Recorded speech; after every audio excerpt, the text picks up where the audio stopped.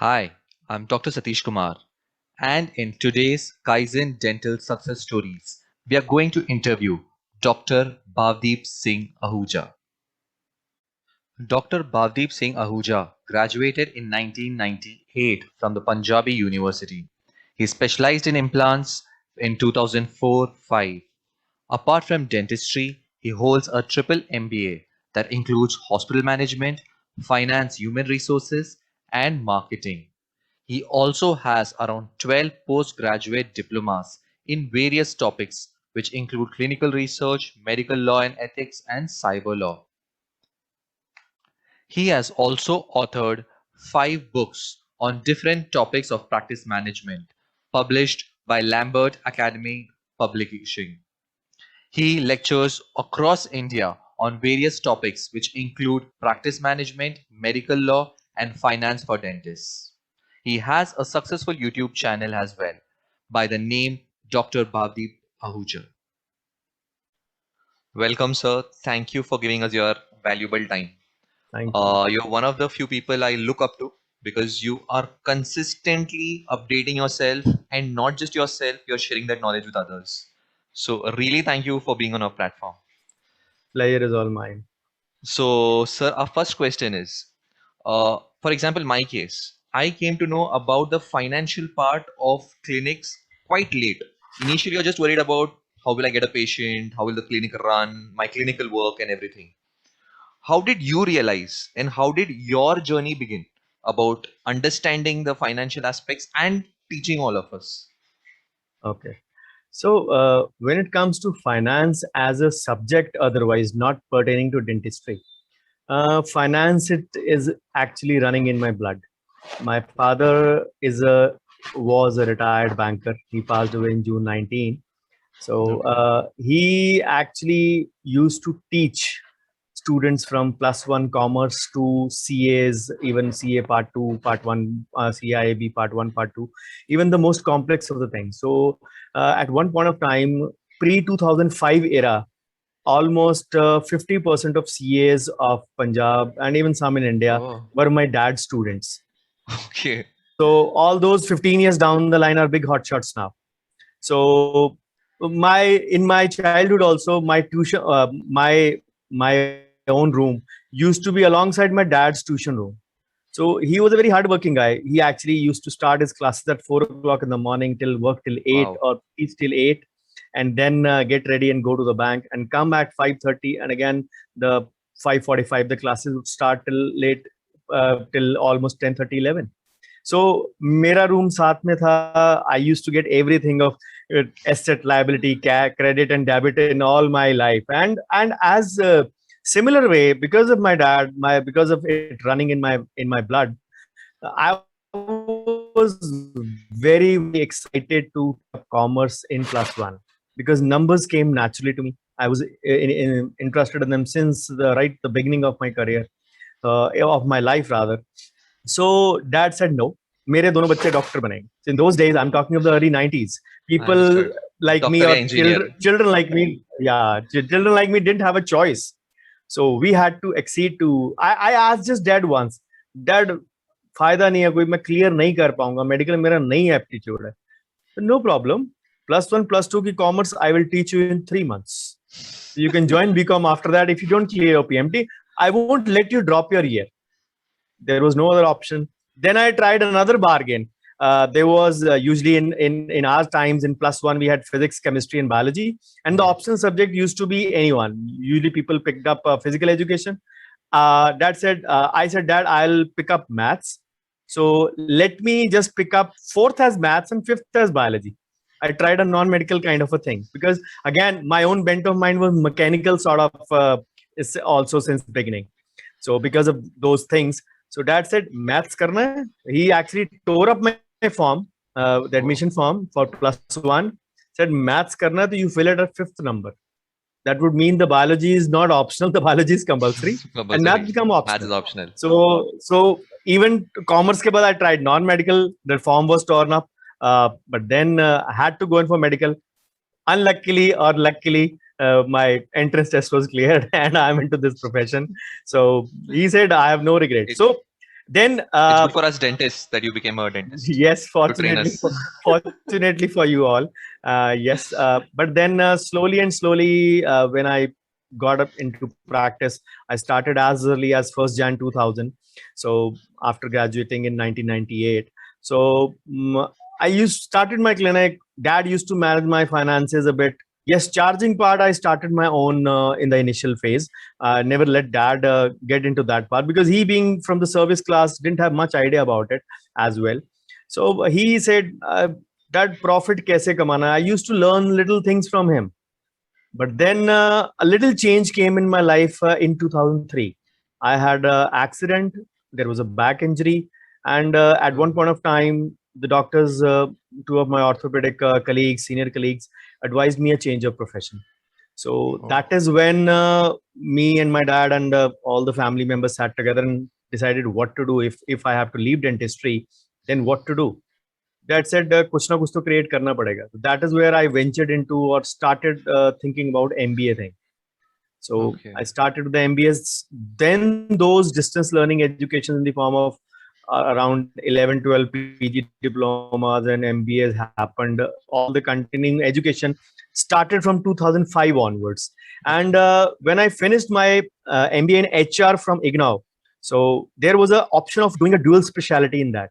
So I asked Dad, अब मैंने कर लिया, मेरे को 6 महीने और या साल एक लगेगा. Should I do a specialty in finance? I said, why not? You should do it. And trust me, he was one of the most important persons in me studying as late as till 2017. My last qualification finished in 2017. The kind of CV you see in all my presentations, that is most of that is attributed to him only, because he never ever allowed me कि नहीं ढीले नहीं पढ़ना, पढ़ना है, पढ़ते रहो, no problem. Even he did his post graduation various things after his marriage only, to my mom, of course. So then when MBA finance happened to me in 2009, I completed it. That is where actually the interest started happening, because I had done my MBA in marketing also. I've done in my at that time MBA in hospital management also from IIM Pune. So those three MBAs and 4 qualifications actually started ringing something, and I didn't know something was missing over there. The missing link was provided by the postgraduate diploma in medical law and ethics from National Law School, Bangalore. And once that jigsaw of the puzzle was tight into the socket of my brain, there the chain reaction happened. That yes, we all have a zeal to earn more money, but then we cross, in a zeal to do that, we cross on the wrong side of the law. That is where the role of medical law and ethics comes in. And once you have done the rightful process, you have earned the money in a rightful way, and then if you don't earn from your own money, that whole money goes waste. That is where the role of my dad came in. People look to get trained from lawyers, or sorry, from CAs, from financial advisors. I had my own 24/7, 365. And trust me, what he taught to me, it can't be taught by anyone in this world to me, because he was the guru of the gurus. So there was no Understood. way. So unfortunately, 2 years down the line, I feel his loss. So maths or finance as a subject since birth in my blood, but as a career and profession, a little change after 2009, but properly after 2012, surely. Okay. When these things started happening, and when I started taking lectures on finance since 2012. Otherwise, I started lecturing in 2007 itself. But then these things properly started with finance in mind in 2012. And from there on, there was no looking back. So now you have been training people since last 9 years. Yep. So my point is, when you meet young dentists, now you know our channel is focused towards young dentists. Surely. What are the common problems they come to you with? See, these days I encounter people with a lot of problems. So many young dentists. There are so many in my WhatsApp groups as well. Common problem, they say, sir, BDS has no value. BDS has no scope. I said, what do you want to do? We want to do a specialization. The otherwise there will be a costly thing, but otherwise it won't have a value. But if you go in for a MDS or a PG, it is a very costly thing. You have to either do it with a loan, our parents can't support it, or then some of the people who have done their PG with their own merit from GDC, or maybe from with the help of parents as well in the financial sector. Then their problem is setting up. I want to now set up a big clinic. Again, the problem is a loan. A novice or a person with a zero credit history, zero assets, zero collateral will not get a big loan. So now that is again one of the problems. So another problem they face is once they have everything settled up, they open up, then they have no patience. So and once or even if they have patience, then the next problem they have is marketing. They some of them rely on word of mouth, but yes, some are extravagant, some overdo the marketing thing also. So there are a lot of problems pertaining to various sectors at various stage what you're in. Obviously, it stems from what your financial background is, how your parents are well off, or how your support can be managed better by them. So So all these are difficulties, or some of them are mistakes made by them? no, these are not actually difficult mistakes because sometimes you can't choose your parents, of course. What you No, no, get not just the parents part, the yes, nay, rest. even your financial situation sometimes. What you even my dad, in spite of working so hard, he was the only one who was supporting the joint family. So I didn't have a very rich childhood. Not that I had a very poor one either, but it was a decent enough.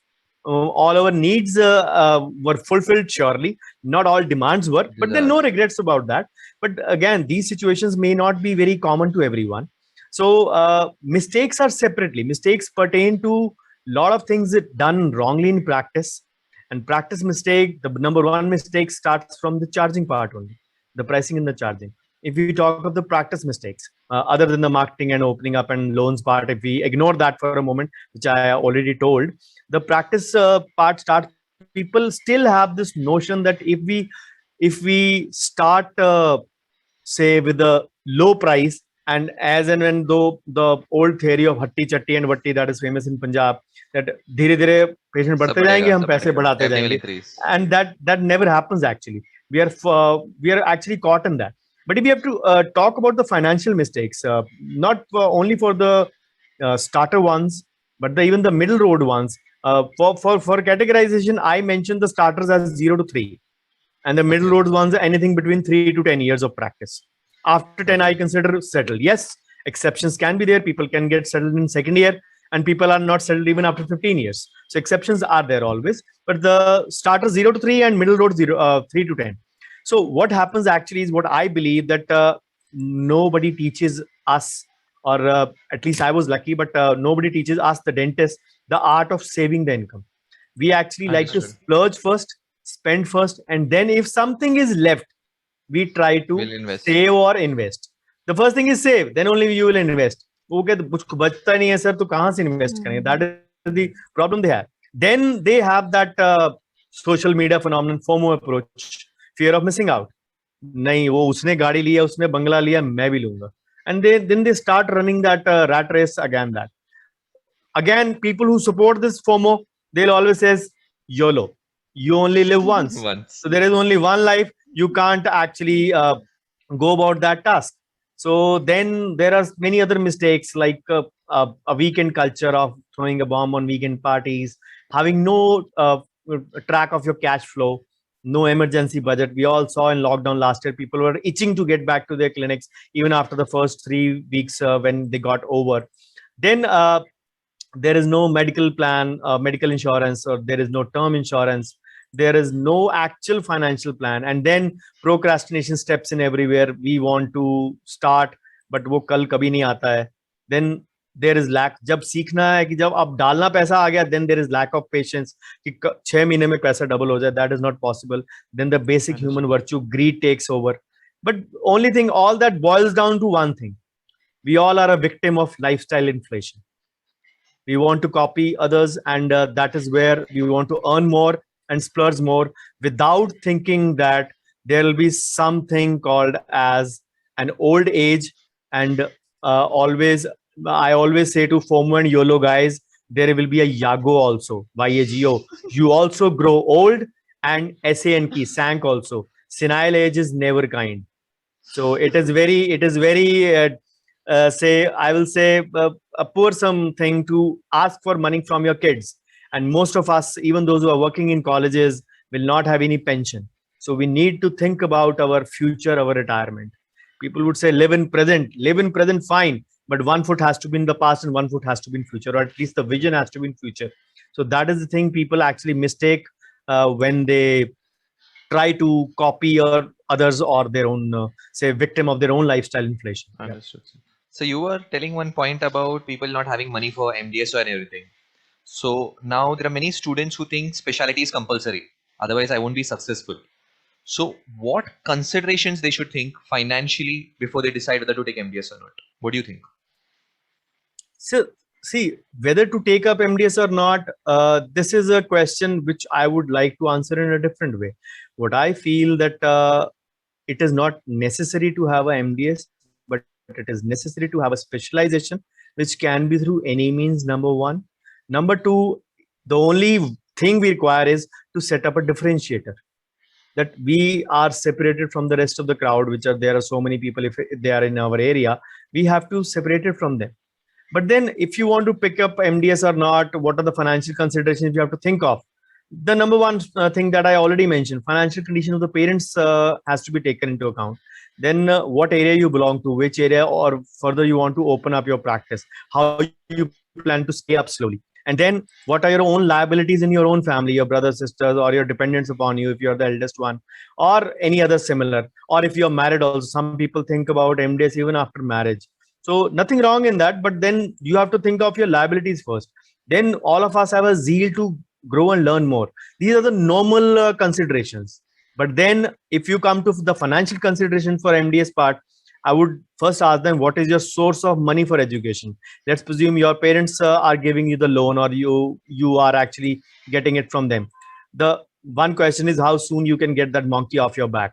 Because once you get that loan monkey for your PG off your back, another monkey would step up to open up your clinic. So it is a continuous exercise.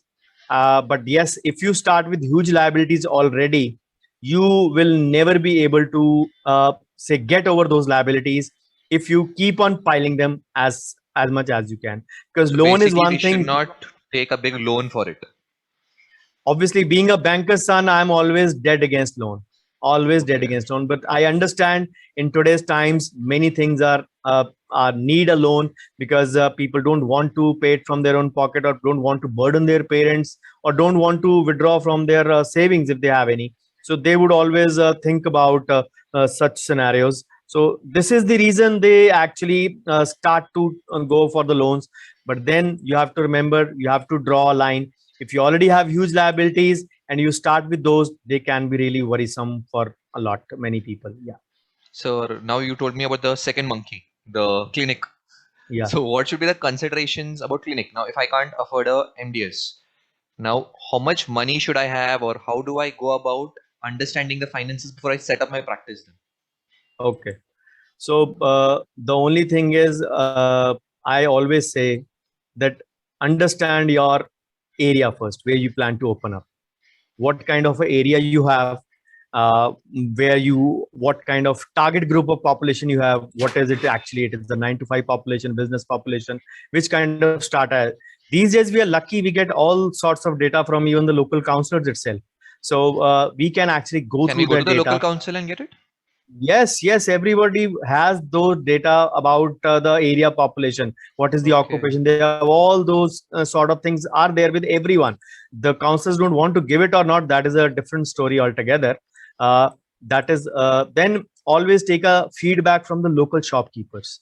Say what kind of dentists are already there, what kind of work they are already actually doing in their practice. So these situations, a few others, they play a role.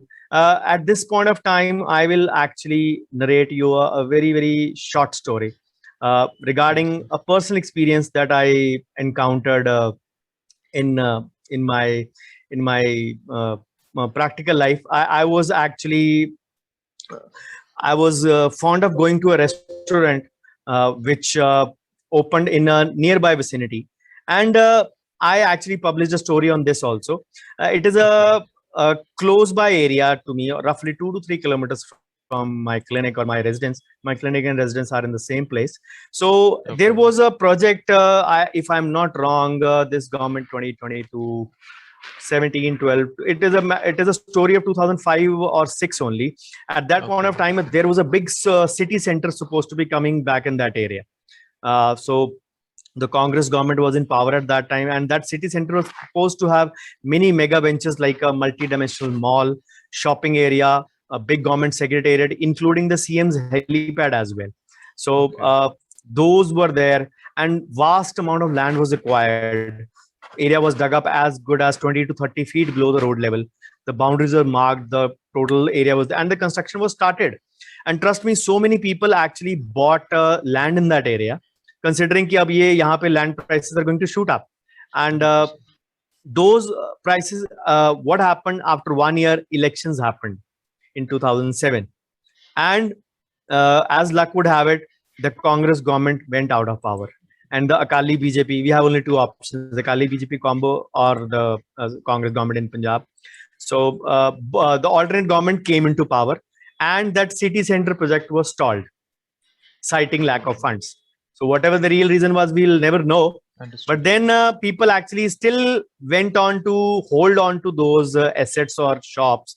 They thinking that yes, no problem, we will hold up 5 साल बाद फिर से government बदलेगी. But then even almost at the end of 4.5 years, there was a chance that the government would turn. And as luck would have it, Akali BJP government again came to power for the next 5 years. So it was almost 10 years. So those who had land, they actually sold that at meager prices. People in main markets also closed down. That area, instead of becoming overdeveloped, remained underdeveloped. So that is actually the crux of that area, which the story which I'm going to tell you. So there is a bank in that middle of the market, Bank of Maharashtra. My first investment started with them in 2006 or 7. So she was the bank manager was my patient. So वो bank में यहीं पे आई, यहीं से पैसे लिए और यहीं पे फॉर्म भर के FD कर दी. In those time, FD was very lucrative at 12 to 13%. So she said, आप कभी आइए बैंक, हम भी करेंगे. वहाँ पे एक नया रेस्टोरेंट भी खुला है. Okay ma'am, I'll come, I'll try. We actually go once a week out for dinner. So there was a restaurant that opened up in that area. And that bank patient, actually she garnered lavish praises on that restaurant. कि आप आइए उसको check कीजिए. Area जरूर underdeveloped है, but the restaurant is a good one. So I went there with my family, and I really found a good rush. But we still got a little cozy corner to sit for 3 of us. We were 3 at that time. My second daughter was not born then. So there were 3 young guys, 25, 26 years of age. They were manning that service area, reception area, pantry area, even the waiting area, of course, with the help of waiters, of course. But then once we had our dinner, so one of those young boys came to me and asked me, please give us a review for that, or without any paper or form, he just wanted a verbal review. So I'm a vegetarian, my wife and kids are non-vegetarian. We had both kinds of food. So we had obviously good things to say about, because the food had been genuinely good. So I actually curiously asked them, ये market भी jinxed है, ये restaurant भी, मतलब ये total this whole setup city center के कारण, it is a jinxed place. What made you open up the restaurant in such a jinxed area? People actually will not even think of doing so, and it is an undeveloped market area as well. So what exactly is there? So then he's just started narrating me the interesting part. This is the very interesting part of the story. Just before that, I was building up the base for that. So these 3 guys, they said, we are chatti buddies, and we are there since childhood. And we were extremely foodies since the age of 18, 19. Now, as I told, they were around 25, 26. So I said, we actually were bored of eating outside. So we planned to open up a restaurant. I said, are you sure? आप bore हो गए तो आप अपना restaurant खोलने लग पड़े. Something not digestible. But I didn't ask them. This was a question I made to myself. So he said, iske father ka, although 3 of them he mentioned, one of us has a paternal business as a dairy, the milk business. The another one has a chicken business, a poultry farm, and the third one had a grocery store. So he said, ki, it doesn't seem to us as an outside business, as the family is already involved in one of the business, one or the other kind of business. So, and these 3 are interlinked. So they said, we knew that the stacks odds are stacked against us, because we have no culinary experience, no hospitality, no no formal qualification in that, and even not even remotely related to cooking in any sense. So, and also the area was underdeveloped, the place was jinxed, and the last of all, which is a lesson, they had very limited investments.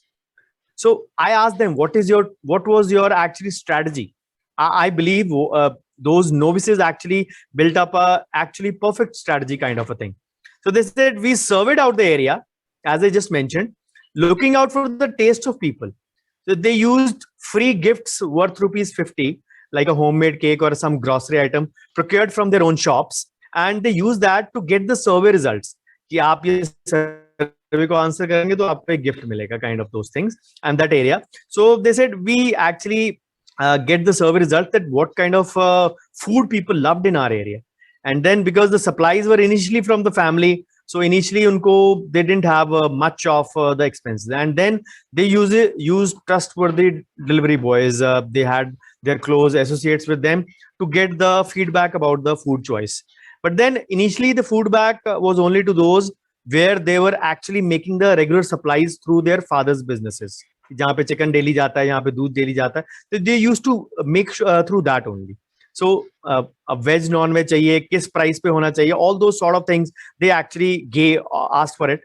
And then as they further went on analyzing, it actually gave them a food business insight, as he said to me.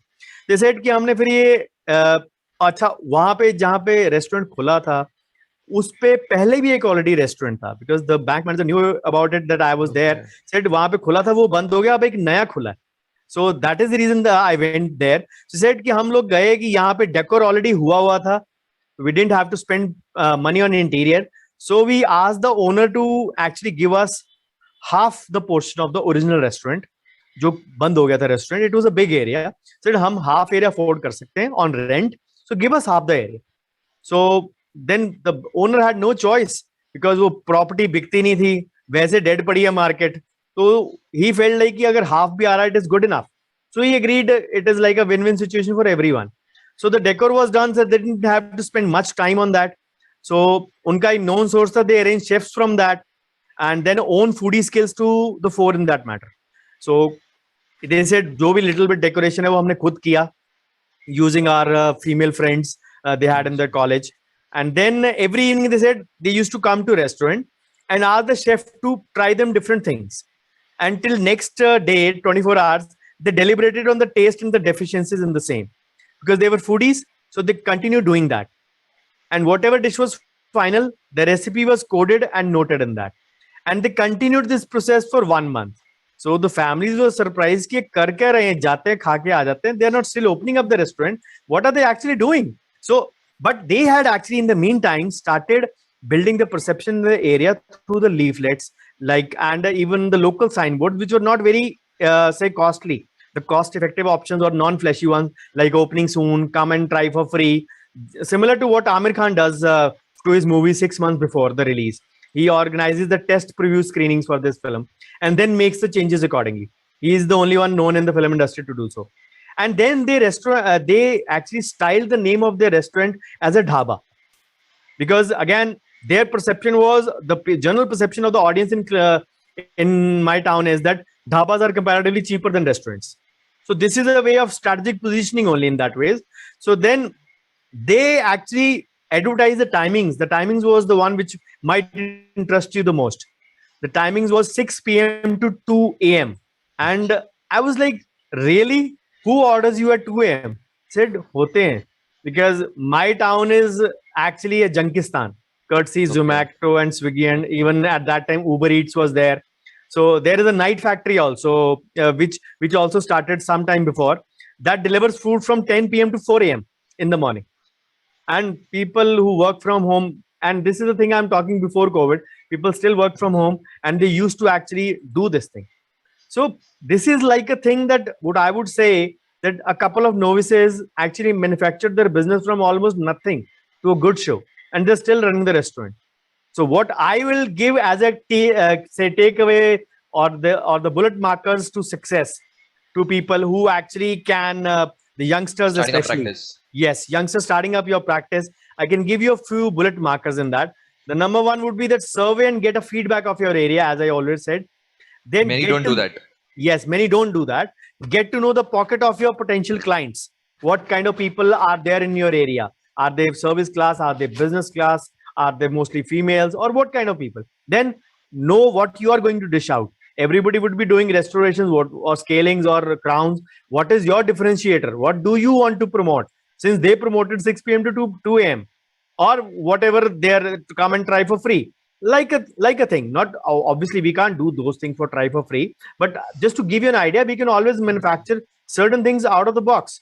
Then always take a pre-feedback before the treatment. Mark out your X factor, always the differentiator, which will differentiate yourself from the crowd. And then in this case, they gave a good taste coupled with a brilliant service. We do a good job coupled with a brilliant service, of course. So then always you have to bank on your skills and confidence, trust your own abilities, do your SWOT analysis as these guys did, play smart, and lastly, never lose hope. So these are the few things I will always want everyone to actually carry home. The problem is we indulge in so much of marketing, external thing, we forget once the patient enters our clinic door, the external marketing ceases to act there and then. That is where your service protocols, your treatment protocols, and your internal marketing takes over.